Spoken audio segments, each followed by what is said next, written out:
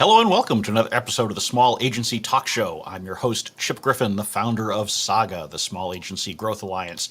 And I am, as always, delighted to have a couple of great panelists with me today, Huyse from Zoetica Media and Brad Farris from Anchor Advisors. Welcome to the show. Thanks, Chip. It's great to be here. It is great to have you here, and we're going to be talking about 2023, and much like 2023, I have no idea where this show is going. So if the pre-show was any indication, we could just as easily go off the rails. But I think we'll probably have some good nuggets in there along the way. So before we jump into talking about planning for the year ahead and what we see in our crystal balls, as we did about a year ago at this time, in fact, and we planned it that way, seriously. I mean, we sat down and said, okay, maybe we didn't plan it that way. Maybe it just turned out that we happened to have the same panel together about a year later and said, hey, why don't we revisit planning for the year ahead?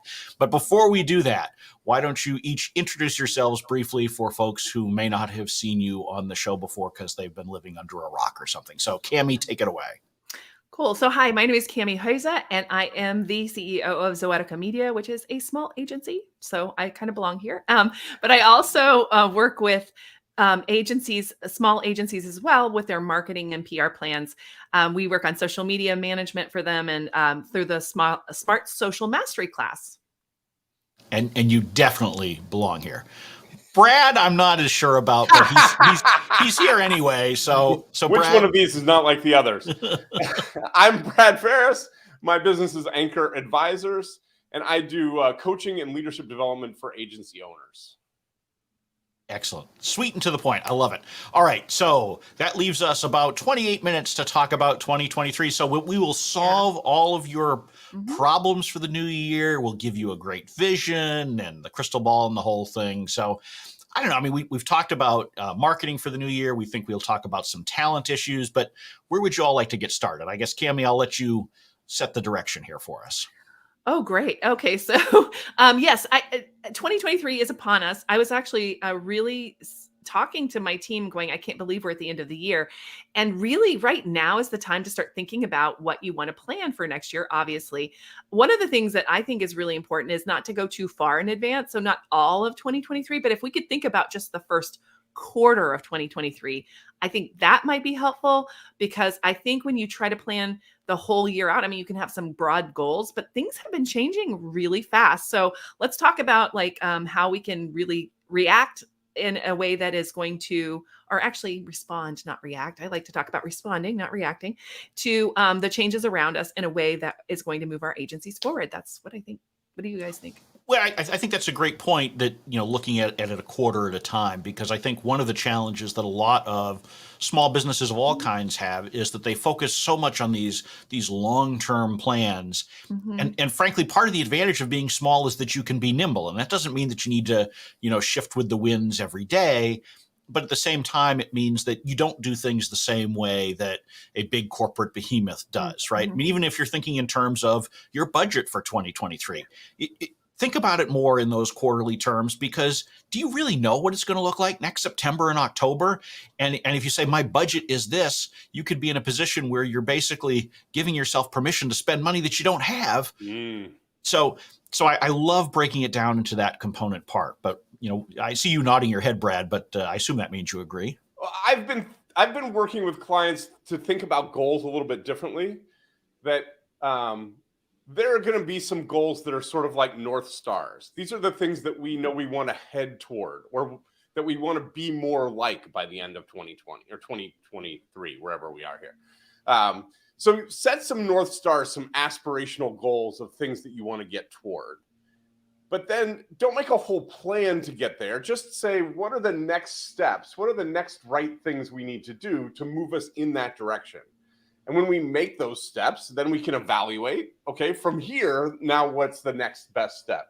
Because like you're saying, the uncertainty, I mean, it's hard for me to say it's never been higher after the last 3 years, but I don't feel like uncertainty is getting any less. Let's put it that way. So what I hear you saying is that guiding principles are more important than detailed tactical plans. And not letting the detailed tactical plans get in the way of taking some action and learning from that action, and then taking some action and then learning from that action. So Yeah, and I really if we're agree with that. thinking Yeah. if we're thinking about that then in terms of Q1 2023, and let's say that we're thinking about how we're going to market our agency or get our agency out in front of more potential prospects and that sort of thing, how should we be thinking about that, Cammie? Yeah, I really love what you said there, because I feel like we need to have like a plan for that first 90 days. So what I'm working on right now with my mastery students is we're working on what is your content plan from here through the first 3 months of the year. So like, and what I teach is like one main piece of content per week, whatever that might be, whether it's a podcast and it can be every other week, whatever. I'm just saying you need to set your plan in place. So if it's like one every other week, once a week, whatever it is, put that into place and actually have that planned out. Like, so it's off of your brain. Like, you know what you're going to be doing for the next 90 days.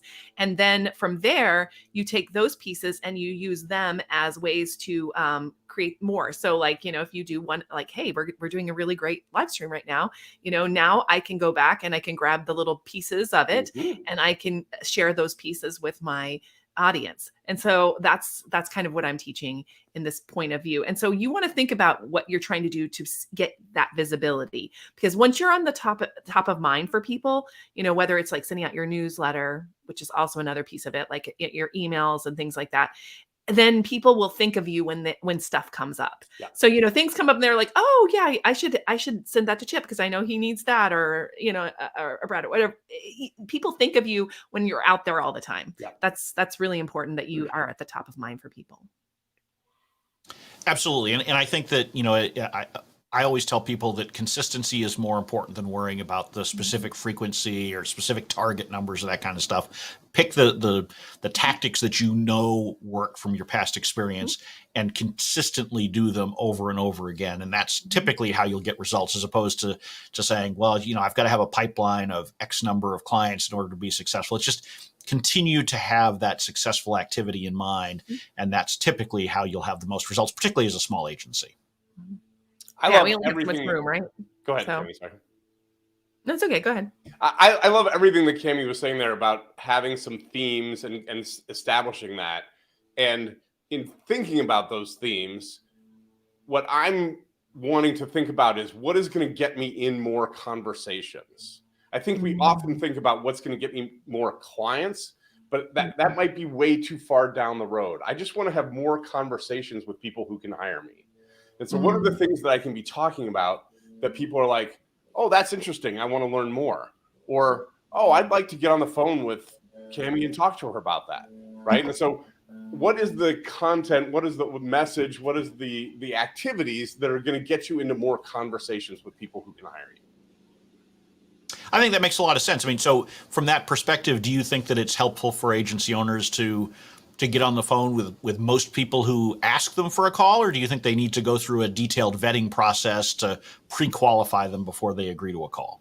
Well, it depends on what your problem is. When I talk to most agency owners, what they say to me is, Brad, if I can get in front of somebody, I know I can close them, but I'm just not getting in front of enough people. Well, then quit gating everything and just invite people in for conversations. And what I've found is when you get into a conversation with people, even if it's not a sales conversation, even if you're just being helpful, at the end of it, a ton of people will say, I'd really be interested in you helping me with that. Oh, well, we can talk about that. Sure. But just having more conversations with people that can hire you, that's building that know, like, and trust that people need in order for you to be considered as a resource of someone to be hired. So one of the things that happens, I want to ask you this question, a little bit of a follow-up, because I get this a lot from my students too. They say, but I'm really busy right now. Like I'm super busy and I don't really have time for all these conversations. Like I would love to be able to do it, but I can't. But then of course, 6 months down the line, they're going to be like, yes, they're not going to have any work. Right. Anyway, so could you talk a little bit about how you advise people like that? Because I know what I do, but I'd love to hear that. So it's interesting. When someone says to me that they're too busy to do their business development, then I start asking, like, busy with what, right? And more than likely, what they're busy doing is doing the work. They're engaged in the activity that they're selling to clients. And that is a huge barrier to growing your agency. The more time you're spending selling your time to clients, the less time you can be the leader that your agency needs in order for you to grow. And so if you're too busy to be having conversations with people that can hire you, I would say maybe you need to think about hiring some people to do that work that's on your plate so that you have time to have those conversations. Because if your objective is to grow, you can't grow without getting that work off your plate. You're creating yourself as a bottleneck to growth. Well, and to Cammie's point, not only can you not grow, but you can't have stability if you don't have the time, right? Because we hear people in the agency world talk all the time about feast or famine.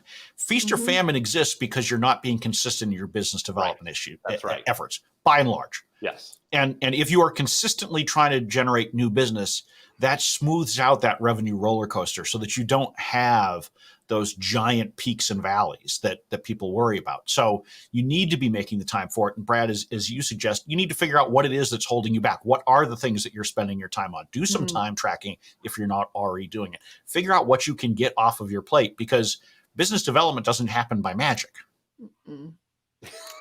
It doesn't? Wait. It doesn't. And but I will say that I think a lot of people overcomplicate business development. Yeah. And part of the reason why they say they don't have time is not because they don't have time for the initial conversation. It's because they jump too fast in the process to putting together a proposal and a plan and all that. And that's what takes the time. I was talking with an agency owner recently who said, how can I spend less time on my proposals? They take so much time, but you're putting too much in them. Right? There's no reason to be putting that much level of effort into a proposal until you've gotten to the point where you've already pretty much closed the business anyway, in which case you'll be happy to put that effort in. That's right. So 2 things that I want to observe from that. One is, I think people don't spend enough time in the, I don't want to say getting to know you, but relationship building and building your expertise and the trust that people have for you. We end up in sales conversations too quickly. And because of that, then we're writing this giant proposal to justify why people should trust us. If we spend more time building trust and building relationship, then we can put a 1-page proposal out there and people will hire us because they've already experienced what it's like to work with us. That's a really good point. I could even learn a little bit from this because I tend to overdo proposals a little bit. Yeah, So, I love that you said 1-page proposal, Brad, right? I mean, that's all you really need if you've already gotten a meeting of the minds on what you're going to do in general and what it's going to cost. And that should be the only point where you start documenting this. It shouldn't be, I have one conversation, the prospect says, oh, can you send over a proposal? I'll take a look at it. The answer to that should be no. Yes, exactly. I'm happy to talk about how we could work together. And if we have an agreement, then I can send you a contract for us to get to work.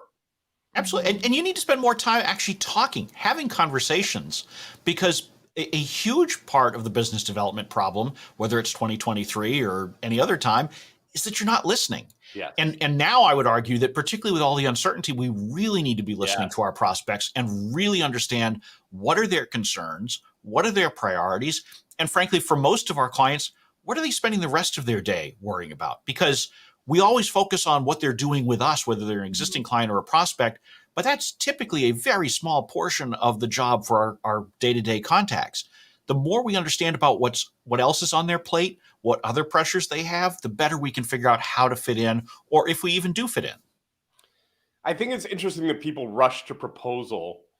And I think what's going on there is that we're anxious to get to the sale, and we feel like the proposal is the way to get to the sale. But in my experience, the proposal is actually the thing that gives us control. If we can hold back on the proposal, that keeps the client coming towards us. Once we send a proposal, now we're in no man's land. Now you're in chase mode. Yes, right. And so now the power has switched in the relationship. Why do that? So tell, what would be how many times would you talk to somebody before you'd send them a proposal? That's interesting to me. Yeah. A lot.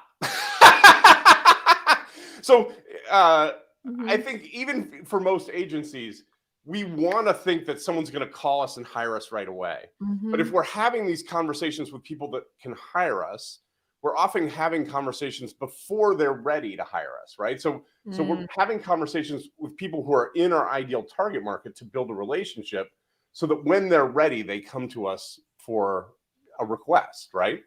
And then when they're coming to us for a request, yeah, great. Let's talk about what's going on there. Like Chip says, what's going on around this problem? What is this problem going to, if we solve this problem, what is that going to do for you? Mm-hmm. The most likely scenario from any business development conversation is that they do nothing. So if you do nothing, what's going to happen? Is there something terrible that's going to happen? Or is it just, kind of something that you're thinking about? Having all those conversations and then coming back, instead of giving a proposal, coming back and saying, all right, let's get back on the phone. I've got a couple of ideas I want to pencil through. And let's talk about these various ideas to see if one of them resonates with you. And now I'm not writing a proposal. I'm involving them in designing the solution to their problem so that at the end of that conversation, we can say, great, if I came back to you then with a contract to do things this way and it's going to cost about that, is that something you can say yes to? Sure. Now you're just writing a one-page proposal and you're getting approval.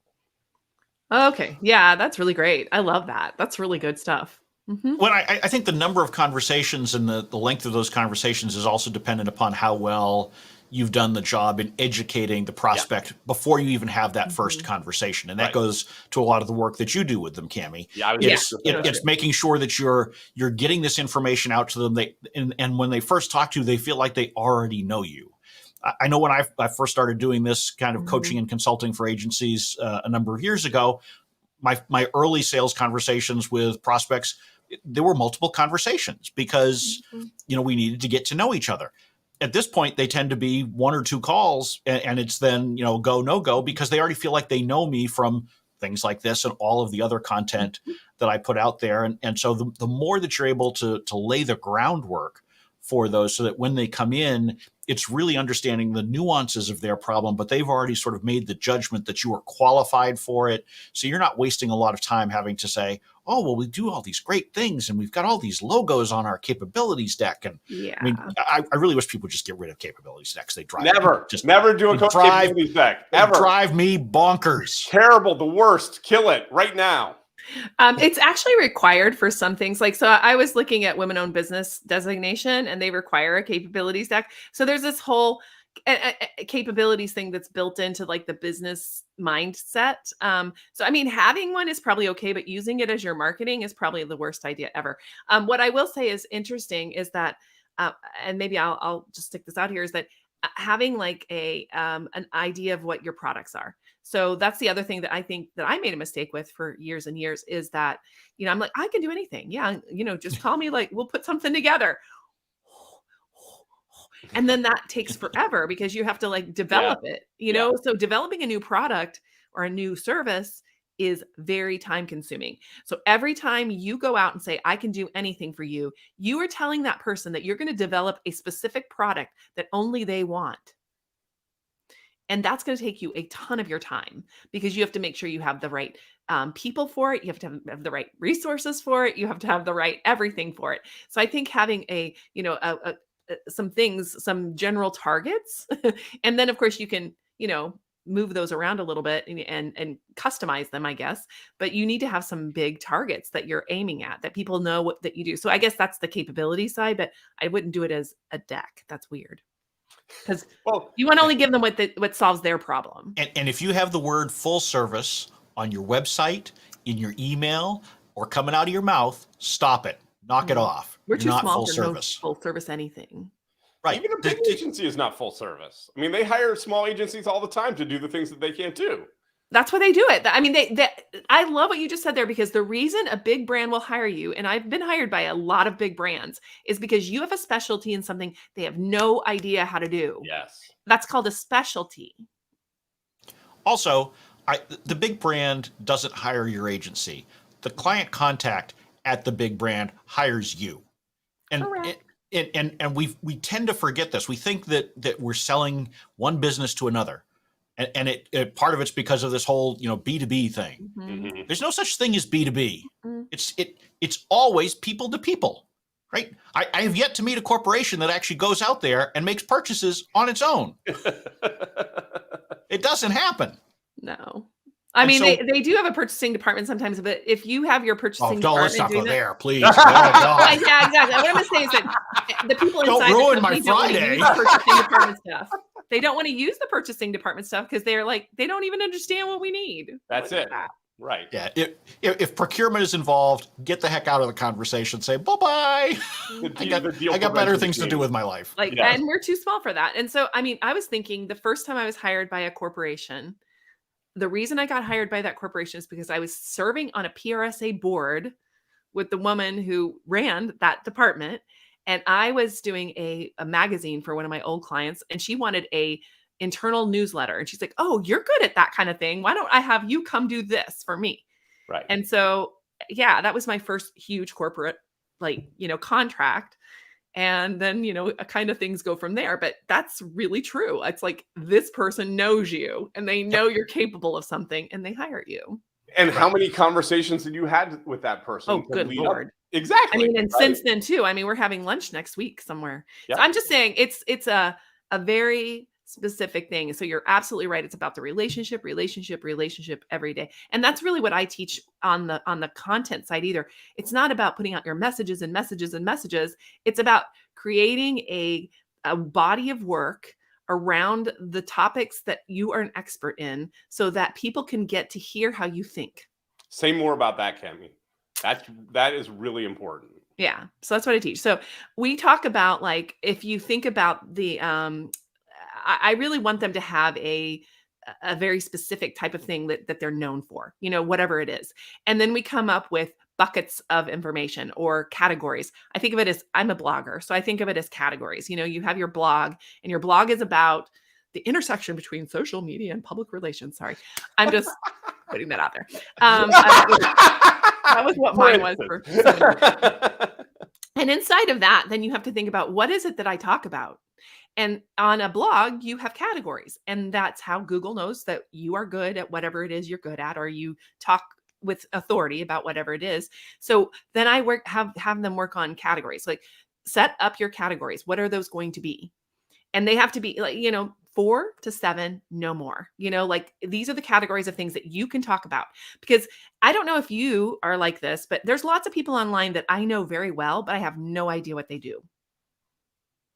How many? Because they haven't been clear about it. And it's or worse, and I see this a lot, is there are agencies out there producing content that's good content, but doesn't speak to their expertise that they're actually selling, nor does it speak to the audience that they're trying to reach. Right. And so you need to make sure that there is a real connection between what you're putting forth and who is interested in what it says about you. Because just because you can talk about something doesn't mean that it's the right thing to be talking about if your goal is to promote your agency. And look, I mean, this is a mistake that I've made in the past too. I've created a lot of content, and actually I used to have a publication called Media Bullseye. Cami, I think you may have written for it. I was very involved in that. Yeah. and it was I really enjoyed it. Unfortunately, it spoke not to the clients of Custom Scoop, which was the company that I was running at the time. And it was much more useful in communicating with some of my peers in the communications industry that I was interested in connecting with and having conversations with and all that kind of stuff. But it wasn't necessarily directly beneficial to people out there trying to purchase media monitoring services on a day-to-day basis. And so it's important to think about those kinds of things when you're putting yourself forth as an expert, so that it really resonates with the right people, and when it really does make that sales process easier, because they come in knowing how you think and how you're going to approach their challenge. And you know what their problems are. So one of the things that I teach too is something I call the word vault. And it's where you are going out and listening to what people have to say and having those relationships and conversations, like on the phone too, really important.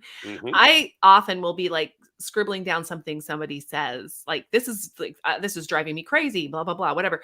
And then you write down word for word what they said. And by the way, that becomes great content.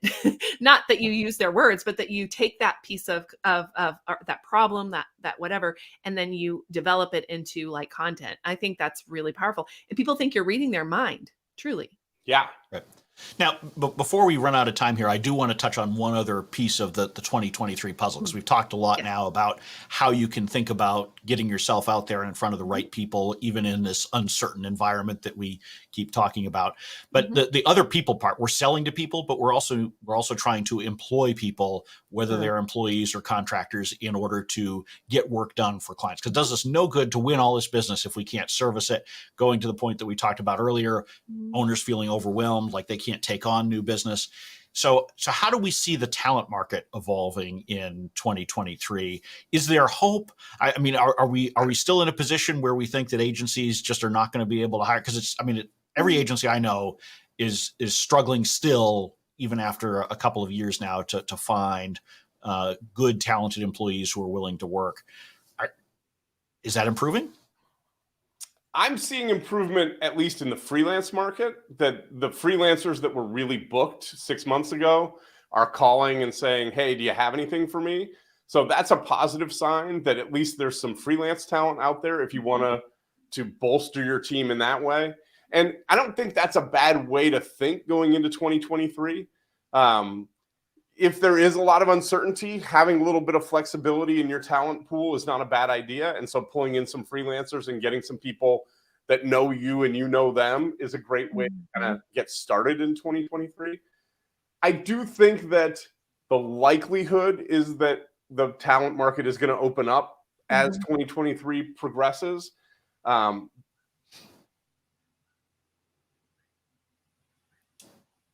Looks like Brad froze up there. He froze. Like, Brad? It's like Oracle. So we'll pick up in his stead while the internet demons are at play here. Yeah. But I think that we've seen a lot of bad news in the headlines, particularly in the media industry, with just about every media outlet, it seems, laying people off left and right. We've started to see it now with some of the larger agencies. Edelman just laid off a bunch of people yesterday, according to reports. And so I think that is going to help the labor market overall for smaller agencies. And so the pain that other large organizations are experiencing can actually be to the benefit of the small fry, right? I mean, there's an advantage to the economy.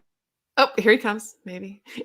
But it was really interesting to me because this last year, over 2022, that happened to me too. So I had like a employee that was poached for me from Forbes and then like laid off by Forbes, like within a couple of months. I mean, it was crazy. So I do think that having these contractors are really important. I have I have 10 people that I work with, and the vast majority of them are contractors. I think I don't know. I have 2 employees. I have 2 W-2 employees that are on my payroll like that.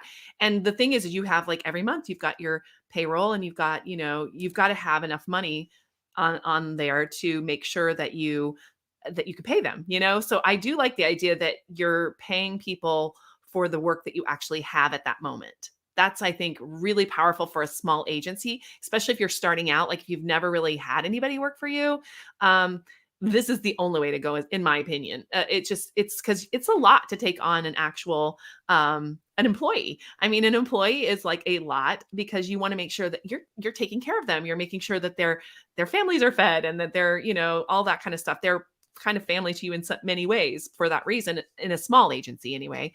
And so yeah, and we do. I mean, I've got 2, and we've got healthcare benefits. We've got like all these things you have to deal with. So, I mean, yeah, I love that. I love the idea that you should use some contractors. Okay, now you can take over. Well, welcome back, Brad. It is great to have you here on the show. At least you froze with a smile on your face. Oh, that's good. Yeah, so that it wasn't one of those awful freezes where your face is like. Yeah, no, you were good.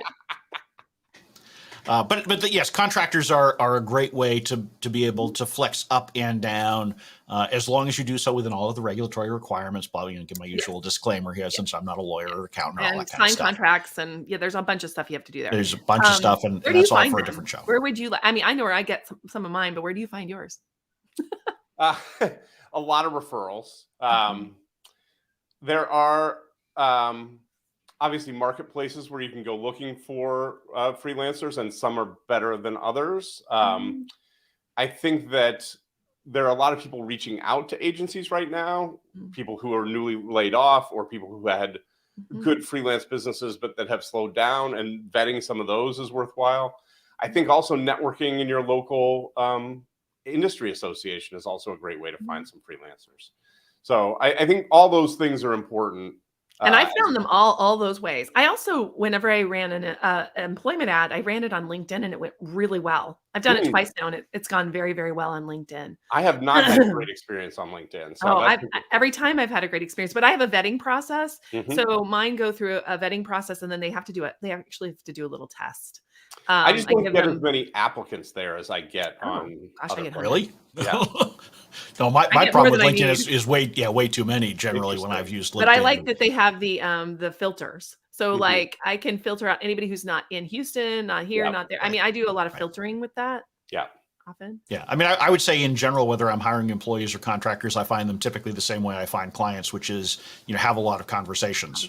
It's one of the reasons why I'll take a conversation with almost anybody, even if I Yes. don't think they're someone who potentially can buy from me, because maybe they can refer somebody Yes. else. Maybe they're someone who can do some work for me somewhere down the road, or maybe they just know somebody who can.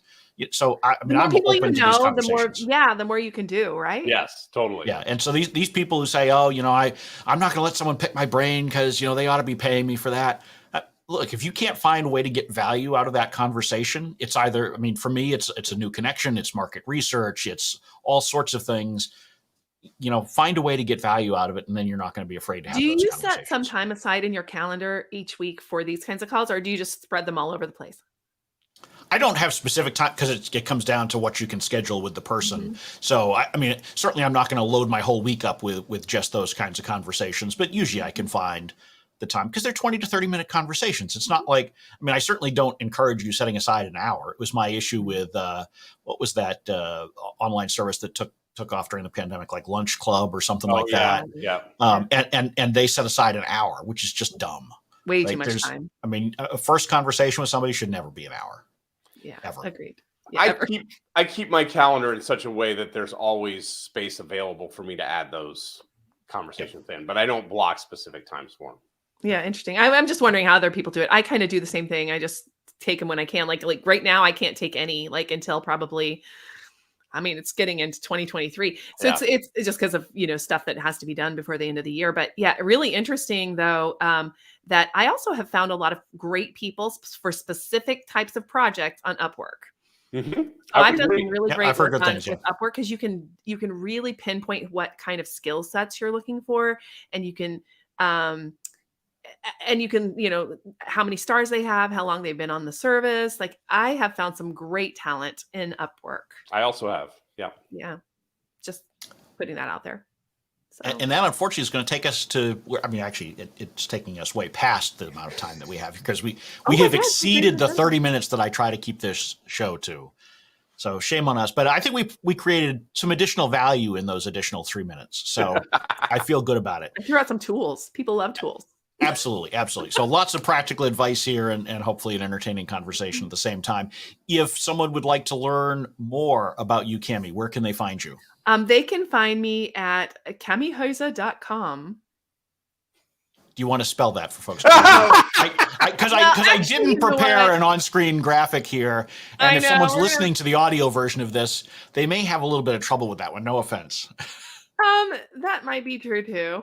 Actually, let's do Cami Chat because that's easier. KAMICHAT.com. Hopefully they both go can to the spell same that place, one. but- So CamiChat.com. And it's got all of the different social medias I'm on, everything. It's one page with everything on it. So excellent. And Brad, where can people find you? Anchoradvisors.com. Excellent. And if you'd like to learn more about Saga, you can go to smallagencygrowth.com. If you'd like to see previous episodes of this show or all the other videos I put out, just go to smallagency.tv. And with that, that will wrap up another successful episode of the Small Agency Talk Show. I look forward to seeing you all back here again next week. And I look forward to having you, Brad, and you, Cami, back again as soon as you'd like. So I thought it was going to be December 20th. no. I'll come back sooner. I promise. This has All been a right. crazy year, but I'll come back sooner. Have a great weekend, everybody. Bye, guys.